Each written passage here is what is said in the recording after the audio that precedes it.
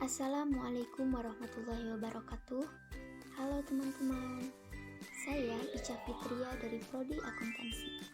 Nah, pada kali ini saya akan memaparkan materi perkuliahan Bahasa Indonesia di semester 1 ini. Ada beberapa materi di mata kuliah Bahasa Indonesia ini yang akan saya bahas. Yang pertama yaitu hakikat bahasa Indonesia, yang kedua ejaan yang disempurnakan, yang ketiga kata, istilah, dan diksi, dan yang terakhir kalimat.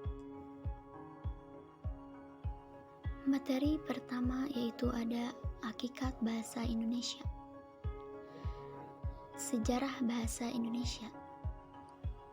Bahasa Indonesia lahir pada 28 Oktober 1928. Berdasarkan keputusan Kongres Bahasa Indonesia tahun 1954 di Medan, menyatakan bahwa berdasarkan sejarah bahasa Indonesia mempunyai akar dari bahasa Melayu. Bahasa Indonesia tumbuh dan berkembang. Bahasa Melayu mulai dipakai di kawasan Asia Tenggara sejak abad ke-7. Selanjutnya ada fungsi bahasa Indonesia sebagai bahasa negara, yaitu sebagai bahasa resmi kenegaraan, bahasa pengantar resmi di lembaga-lembaga pendidikan, bahasa resmi di dalam perhubungan pada tingkat nasional untuk kepentingan perencanaan dan pelaksanaan pembangunan serta pemerintahan, dan bahasa resmi dalam pengembangan kebudayaan dan pemanfaatan ilmu pengetahuan serta teknologi modern.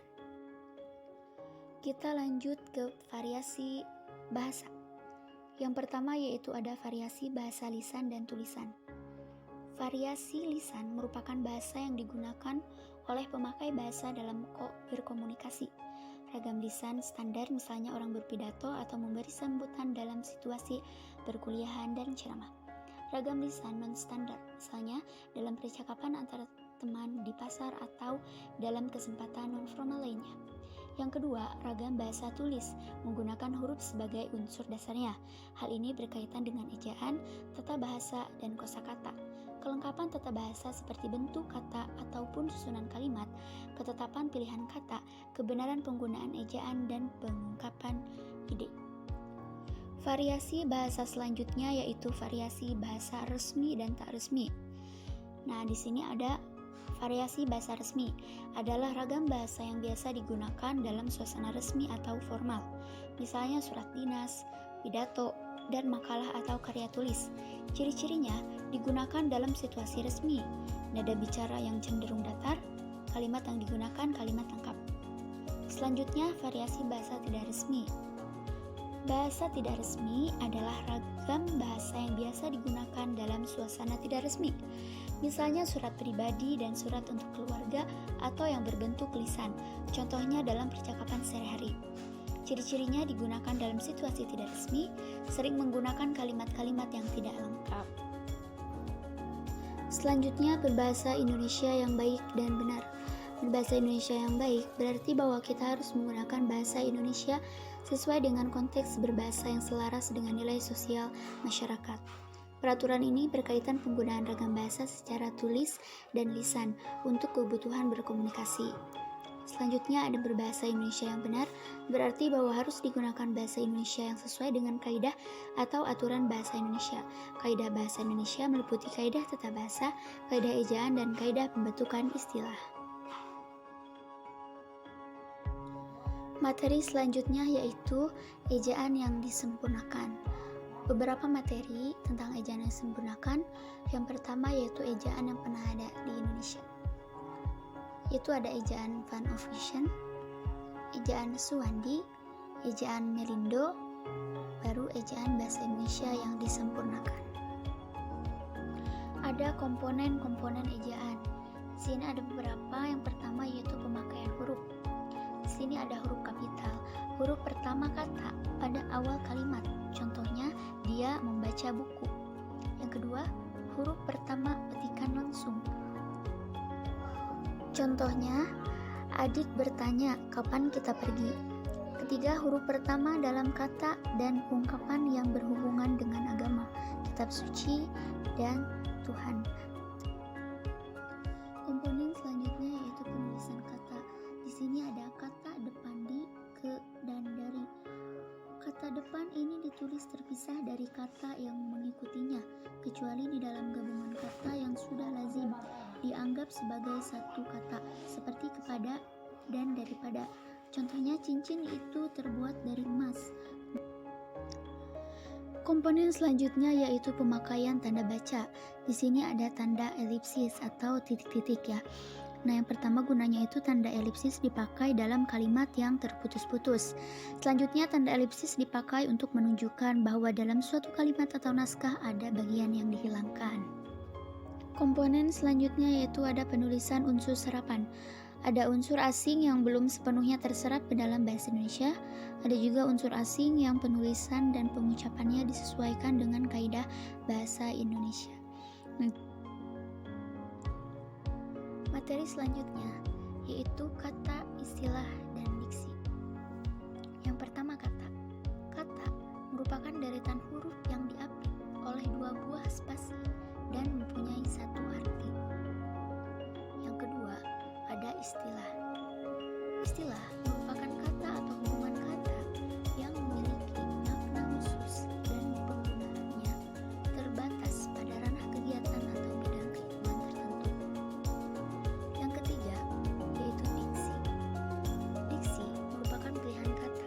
Pilihan kata di sini merupakan kegiatan untuk memilih kata secara tepat dan sesuai dalam mengungkapkan maksud dan tujuan kepada penyimak atau pembaca, baik secara lisan maupun tulisan. Ada makna konotasi dan denotasi. Makna konotasi adalah makna yang memiliki kata kias atau bukan makna sebenarnya. Contohnya, Fadlan tak ingin sombong meski berada di kursi empuk di kantornya. Nah, di sini ada kata kursi empuk. Nah, artinya itu bukan makna sebenarnya, melainkan jabatan bagus. Yang kedua yaitu denotasi. Denotasi merupakan makna yang sebenarnya, makna dasar ataupun makna umum. Contohnya, padi di sawah masih hijau. Relasi makna. Relasi makna merupakan hubungan antara makna kata yang satu dengan makna kata yang lainnya.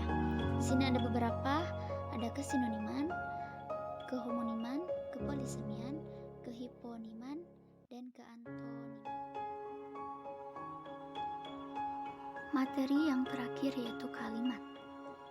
Kalimat merupakan satuan bahasa yang disusun oleh kata-kata yang memiliki makna yang lengkap. Selanjutnya itu ada unsur-unsur kalimat.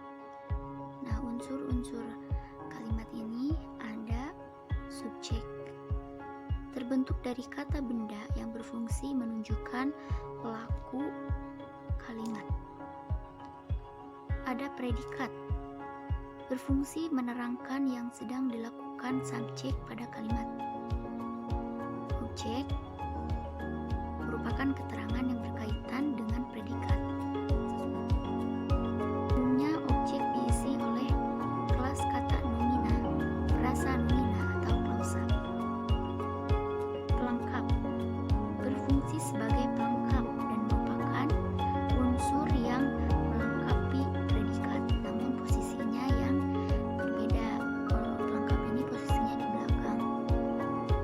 Keterangan memberi penjelas tambahan kepada unsur subjek di predikat. Nah,